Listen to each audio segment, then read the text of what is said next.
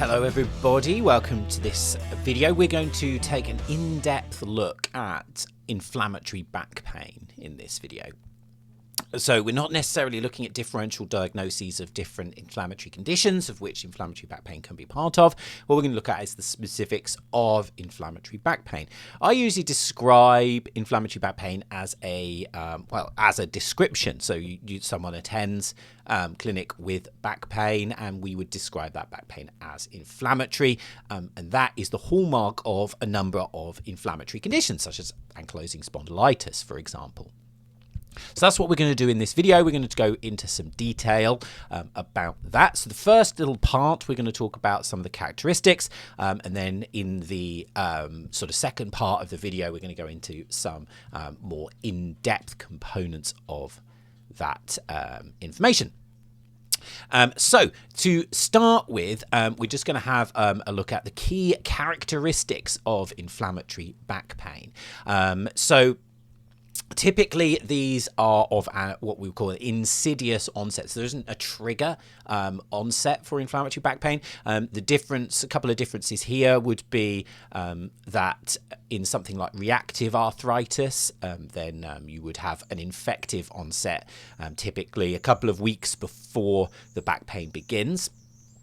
In those examples, you might have something like gastroenteritis or the flu, and then 2 weeks later developing inflammatory back pain. But usually, most times, these are of insidious onset. A lot of people will associate a trigger, so they might have been doing something or something might have happened to them, and then the symptoms begin. Often that is coincidental. The actual trigger, whatever the beginnings of the inflammatory back pain, typically can be up to 6 months prior to the actual onset of symptoms. So they could be literally anything. So it is difficult to pick out a trigger most of the time, if not all the time. And so usually we would typically say this is of insidious onset. The next characteristic would be morning stiffness, so spinal stiffness, and this because you wake up and your spine is feeling stiff, and this will usually last 30 minutes or more. It can last all day, varying levels of severity. And that really does separate it out from other types of back pain. Most types of back pain don't cause specifically spinal stiffness. And this will often improve with activity and non-steroidals, which we're going to come to in a minute. So we're looking at waking up and then the spine feeling very stiff, and then that potentially easing after a minimum of 30 minutes. But typically, in my experience, that is an hour plus, so 60 minutes plus. As we sort of alluded to, this type of back pain tends to be better with exercise or activity, and it tends to not be improved by rest. So people with inflammatory back pain commonly don't like sitting, they don't like being in the car, they don't like being at their desk. They much prefer being active, walking around, even going to the gym. Those kinds of things can tend to make the symptoms feel better. These commonly, they're at younger people. 95% of inflammatory back pain begins before the age of 45, 90% before the age of 40. So these are typically younger patients, younger people with this type of back pain. So we're looking for that as well. It can include the buttocks.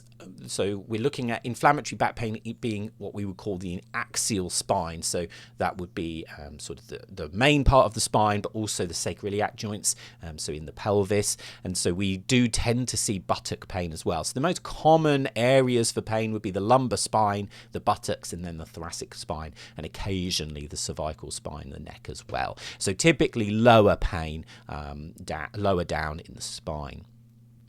Finally, one characteristic of inflammatory back pain is that it's particularly chronic. So typically we would describe this as lasting at least 3 months. But of course, as I tend to say on my courses, at some point, anybody with 3 months of pain, at some point has had a week of pain. So it doesn't really matter that much. We're not necessarily waiting for the pain to be lasting all that period of time. But it typically is going to last at least 3 months and then start to improve. So those are sort of the key characteristics of inflammatory back pain. As I mentioned, this is sort of the hallmark of rheumatological conditions such as ankylosing spondylitis. They're not diagnostic for that, but it's very suspicious when we start to see that. So what I'm going to do now is I'm going to go on to a little bit of clinical reasoning with regards to inflammatory back pain. So we're going to do that. If you don't have access to